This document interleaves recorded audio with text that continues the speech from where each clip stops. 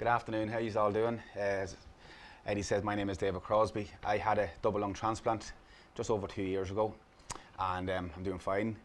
I'm just here to talk to you. I want to thank Gilfa for asking me down to just go through how I coped with it, what I went through, because I know just over 2 years, 2.5 years ago, I would have been sitting down on those chairs with you, listening to all the information that's been given out by Killian, Irene, Paula, and Maria earlier on, and every bit of it helped me get to where I am. There's not one bit of bad advice that they give out today. I'm a proud father of three small children. They're the best in the world, as any father would say about their own. I'm also the oldest of five in my family. I was born back in the 70s, and a year after I was born, my parents had a daughter, Regina. And unfortunately, after 10 days, Regina got sick and she refused that bottle, and she passed away at 7 months with a breathing problem. 3 years after that, they had another son called Paul. Same thing, at 10 days he refused his bottle, got sick, and he passed away at 2 years with a breathing problem. This was back in the 70s, and probably the medical field wasn't as advanced as it is now, and they said there was nothing connecting them, that there was no signs of anything linking them. So my parents had another daughter, Anne-Marie, and she took a bottle. She's still taking her bottles at partying, and she's in Abu Dhabi, and she's a teacher. She's doing well. She's 2 small children. So we went on with our life, and my parents had another son, Kieran, and he was 10 years younger than me. But unfortunately, Kieran refused his bottle 10 days. Now, Kieran was very special to our family, and he lived until he was 11. And he was on a heart and lung transplant list, but unfortunately he never got the transplant. So we went on with our life, and I was fit back then. I played county football, soccer, anything you name it. I went on my bike to school. I just loved being fit.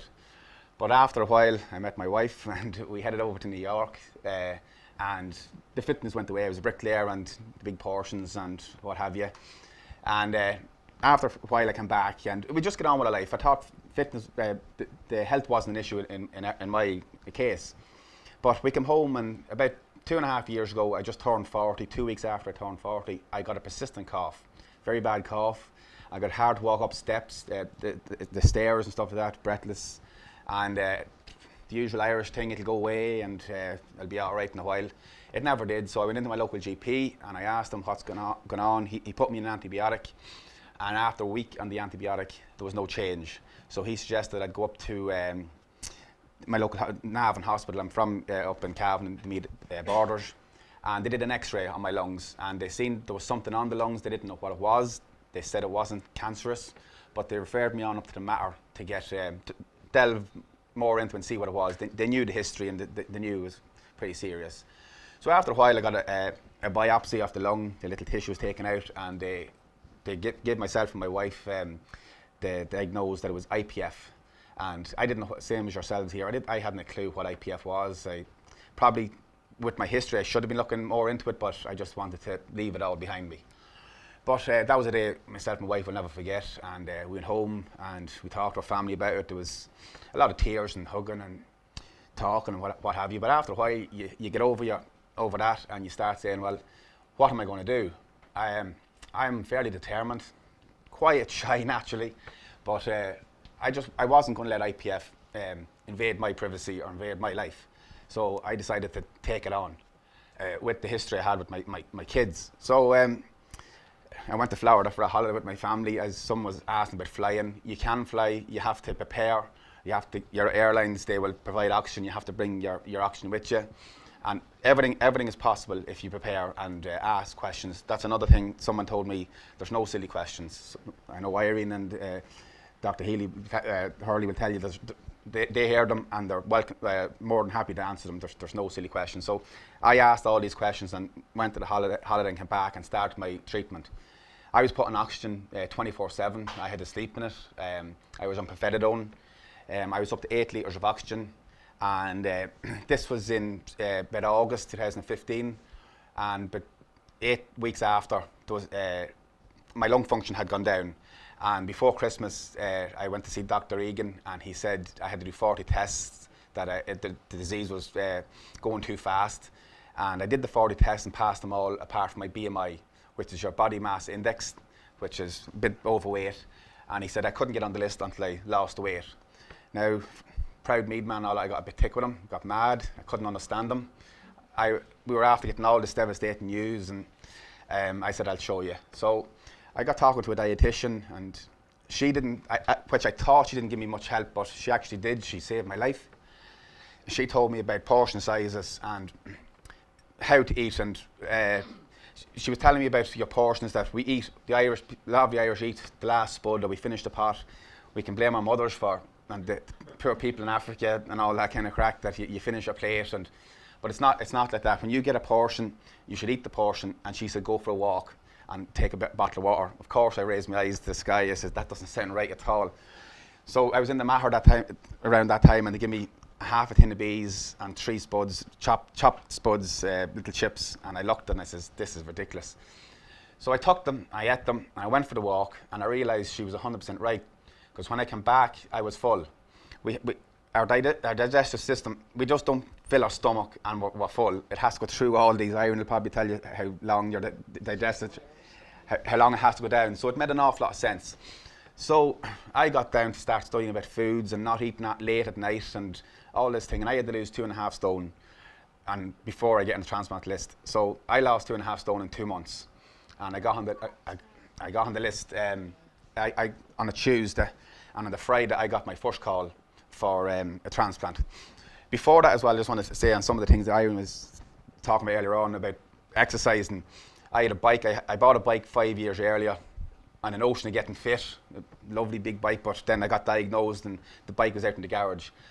But I decided to bring the bicycle inside and put it on a stand, a spinner, put the back wheel on a spinner where you could sit on the bike and cycle and pedal it. This was good for your cardio. And watch television, so you could stick on a game of football and just watch it. You'll move and you don't have to bust yourself. It's just little bit by bit. And this was an attempt to get the weight down. Also on the 2,000 steps, I did them bit by bit. I didn't have to do them all at once. I did maybe 1,000 and then took a break and then another 1,000. Going to the shops, I'd park a bit further away from the front door, so I'd make myself walk a little bit further instead of going up close. So all these little things helped me get to the weight. And on the 3 days after I got on the list, I got called for a possible match for a transplant.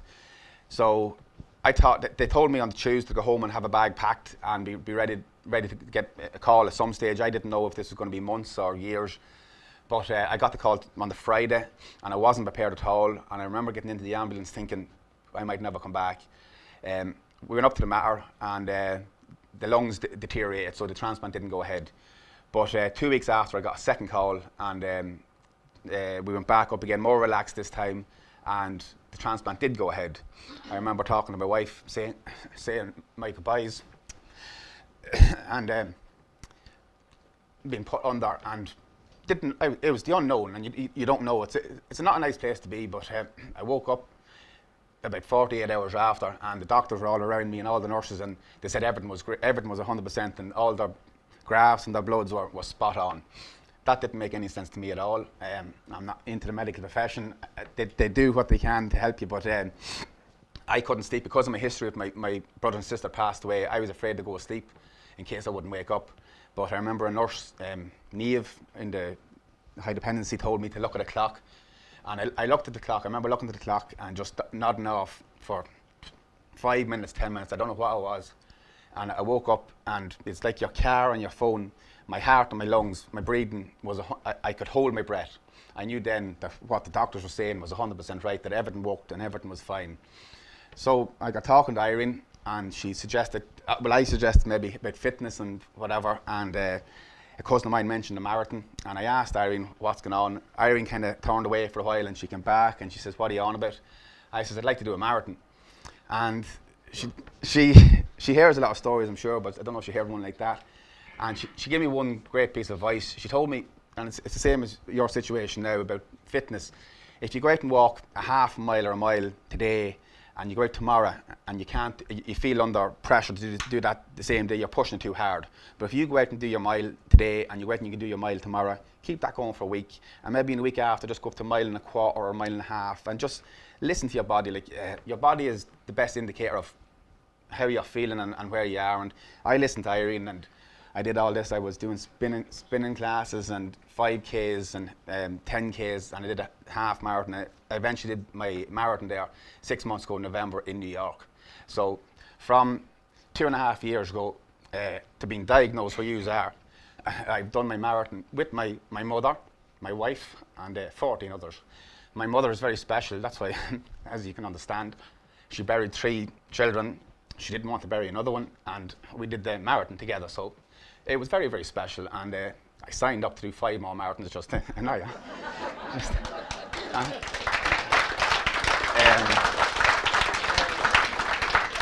of course, I let her beat me, just out of respect. No, she bet me on her own. But that's why I'm here today, just to talk to you about what can happen. Of course, when you get diagnosed, you don't know where to turn and talk.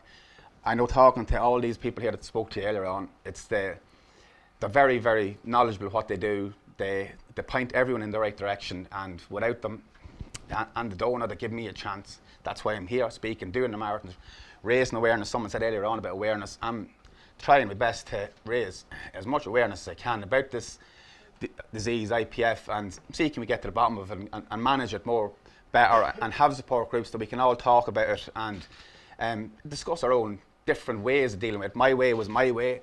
Somebody else's way will be their own. Clive, and I met some people, Pam, and we all have our own way. It's to figure out your best, whatever suits you. Like, you know, not everyone's the same. I do know up in the matter where I am, it's like a Formula 1 car where they change the tyres.